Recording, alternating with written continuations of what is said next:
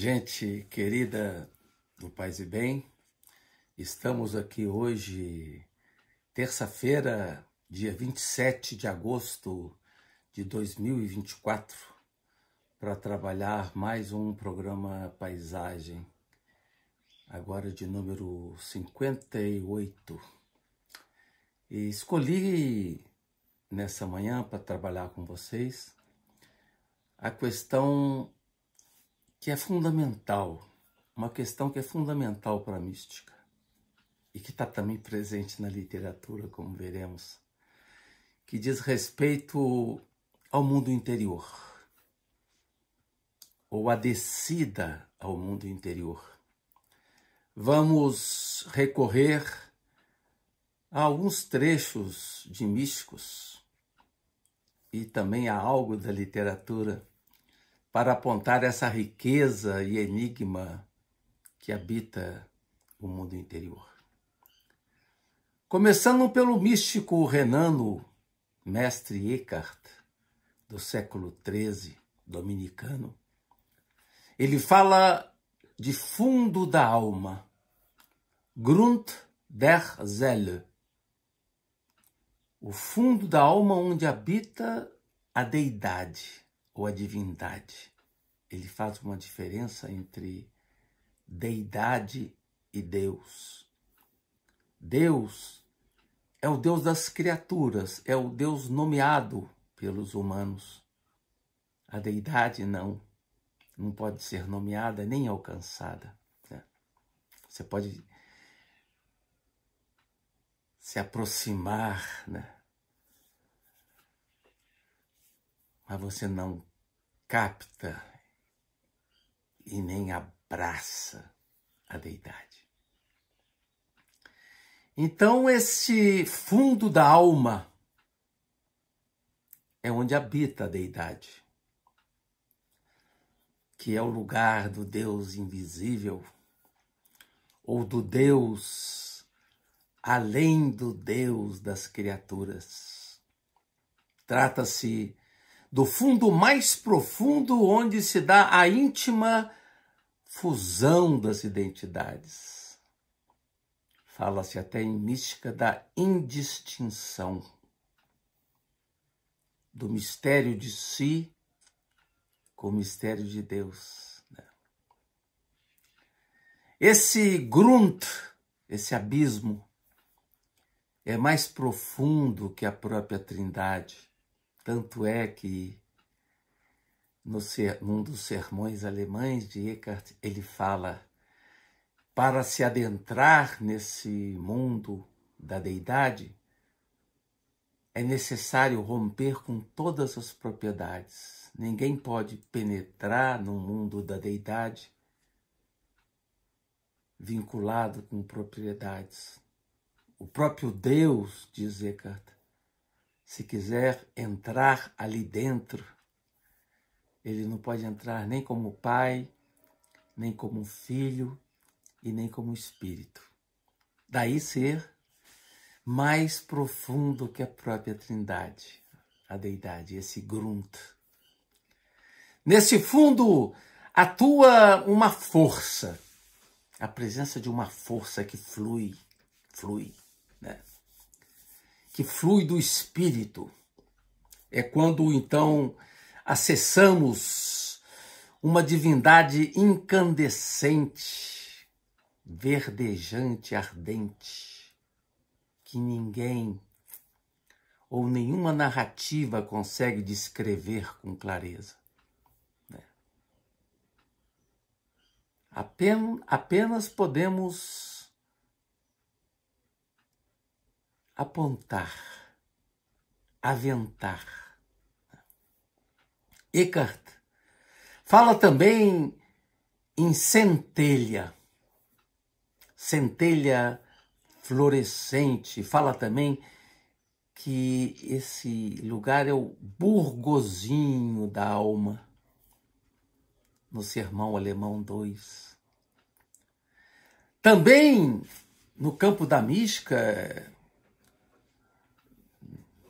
em tempos posteriores, teremos São João da Cruz e Teresa de Ávila, no caso de Teresa, ela vai falar em braseiro. Lá no fundo da alma tem um braseiro, né?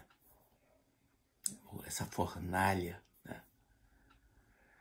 Que está presente no mais profundo de nós mesmos. Um braseiro do qual se irradiam os mais finíssimos perfumes, diz Teresa, no quarto livro das Moradas 2:6. João da Cruz vai se basear no Cântico dos Cânticos, no famoso livro Cântico dos Cânticos, do Primeiro Testamento, para abordar essa questão. O Cântico dos Cânticos vai dizer, no capítulo 2, versículo 4, levou-me ele, o amado, né, à adega, que no fundo é a adega do vinho, né? Então diz o cântico, levou-me ele à adega e contra mim desfralda sua bandeira do amor. Ou seja, quem penetra na adega interior, adega do vinho, segundo o Cântico dos Cânticos, não vê senão o amor. Esquece tudo, né? João da Cruz, baseando-se nessa passagem do Cântico dos Cânticos, ele fala que ali, naquela adega interior, é o lugar onde se bebe o amado. Diz ele, do amado meu bebi. Então, quando a amada que sai em busca do amado penetra na adega interior, quando ela retorna à praça, ela esquece tudo e só consegue captar, perceber, irradiar a presença do amor. Então essa imagem bonita, né, do fundo da alma, do braseiro, pode também ser expressa como aconteceu na literatura, e aqui eu queria mencionar, né, no diário de Virginia Woolf. Ela vai falar em fundo do poço. Né? Um símbolo muito presente também na mística, né? Numa passagem muito bonita do diário de Virginia, de 26 de setembro de 1926, ela diz, e eu quero aqui falar com bastante calma, porque é de uma beleza singular, né, o que diz Virginia. Aqui então eu cito. Afundamos até o poço e nada nos protege do assalto da verdade. Lá embaixo, eu não consigo escrever ou ler. E, contudo, existo. Eu sou. Tem que repetir, que é tão bonito, né? Afundamos até o poço e nada nos protege do assalto da verdade. Lá embaixo, eu não consigo escrever ou ler. E, contudo, existo. Eu sou. A professora Ana Carolina Mesquita, estudiosa, tradutora de Virginia Woolf, na sua tese doutoral defendida na USP, em torno dos diários de Virginia Woolf, que vão agora completar 4, já foram publicados no Brasil 3, agora vai sair o volume 4 e fica faltando ainda o último diário, né? Numa das passagens do diário de Virginia, de 26 de 9 de 1926, né? ela fala desse fundo. Então, Ana Carolina, na sua tese doutoral, vai comentar, né? E vai dizer que, segundo Virgínia, esse fundo do poço é o lugar do assalto da verdade. E aqui eu cito Ana Carol, aspas. No fundo do poço, sua identidade, ou seja, de Virgínia, se dilui ao ponto de ela não saber mais quem é. E o fato de continuar existindo, mesmo sem poder escrever ou ler, algo que ela associava profundamente à existência de si mesma. É algo, então, que provoca em Virgínia perplexidade, mas, ao mesmo tempo, soltura, liberdade, Gelassenheit, deixar-se, let it be.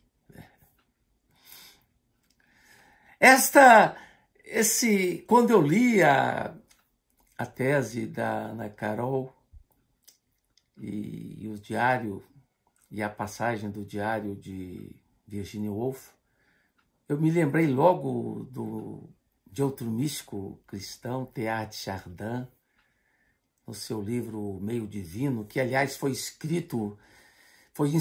a inspiração do livro nasceu nas trincheiras da Primeira Guerra Mundial, 1916, 1917. Depois do livro vai ser terminado e a sua publicação só se dará depois da morte de Teilhard. Ele fala, em determinado momento do Meio Divino, na descida do ser humano para dentro de si mesmo. E descreve de forma linda, são quase 2 páginas dessa descrição, né?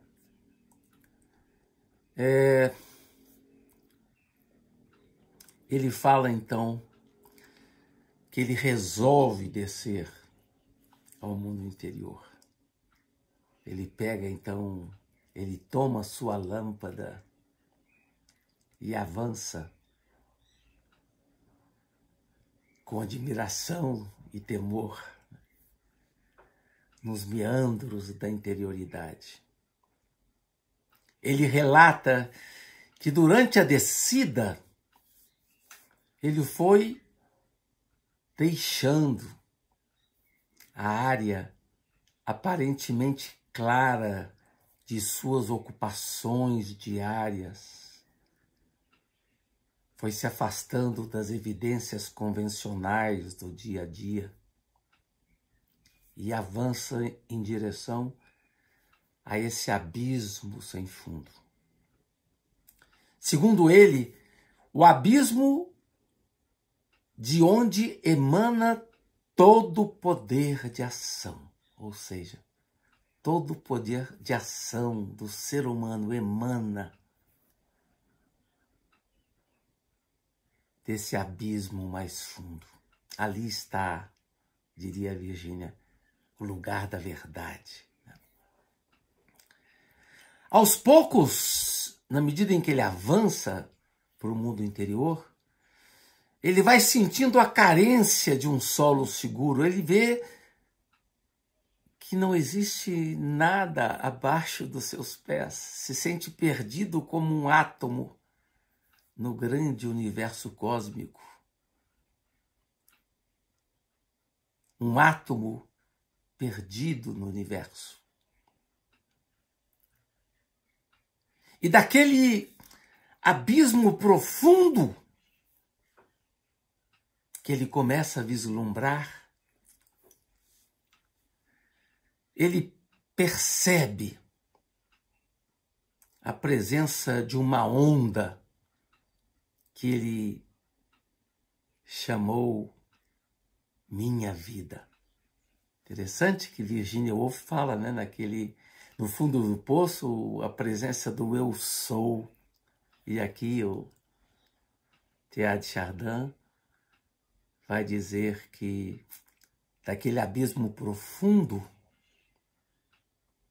ele percebe a presença de uma onda que ele ousou chamar minha vida. E então, relata Teilhard, quando tudo estava para se perder, ele ouviu lá de longe,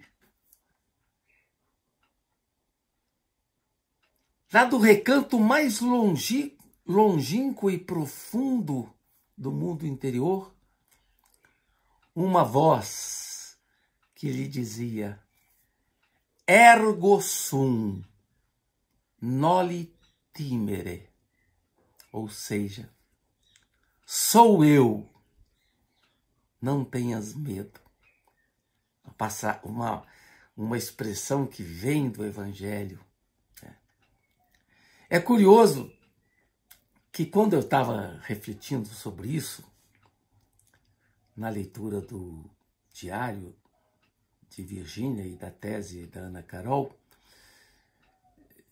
e quando a Virgínia fala de que ela ali no fundo não conseguia escrever, né? Eu me lembrei do cineasta Ingmar Bergman, que na sua ilha de Faro, onde ele morava, né, e morou alguns anos com sua esposa Liv Ullmann, ele desenhava demônios nos armários, nos lugares da casa, demônios. E ele dizia que num documentário feito sobre ele, ele diz que o demônio que ele mais temia era justamente o que mais o atormentava era o demônio da falta de inspiração. E argumenta que, por sorte dele, esse demônio nunca marcou sua presença a ponto de desesperá-lo. Curioso é observar que também Virginia Woolf tinha esse demônio que a atormentava. Na sua tese, Ana Carol cita uma passagem do diário de Virgínia onde ela menciona o desespero pelo qual foi tomada com a falta de inspiração. Aí ela cita a passagem de Virgínia do dia 25 de setembro de 1939. Dizia Virgínia: mas se não se consegue mais escrever, é melhor se matar.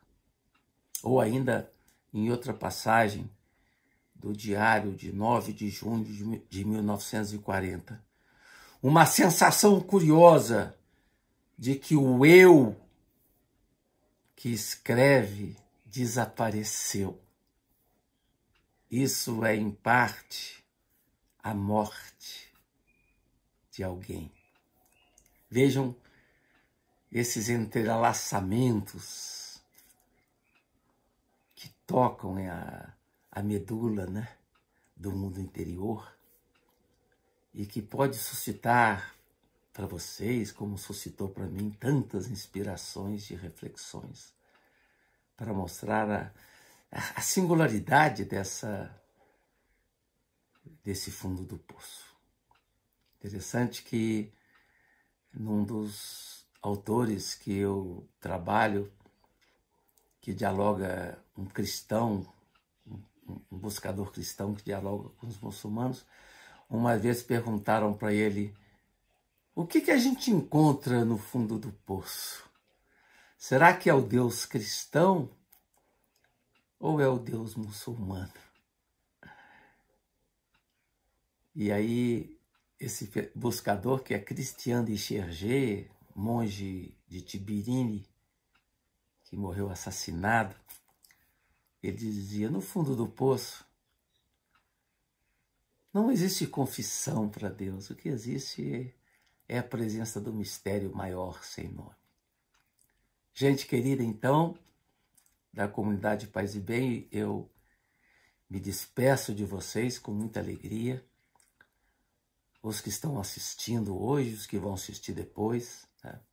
Agradeço também muito Felipe Albani pela colaboração na parte técnica. E revejo vocês no próximo programa, se Deus quiser.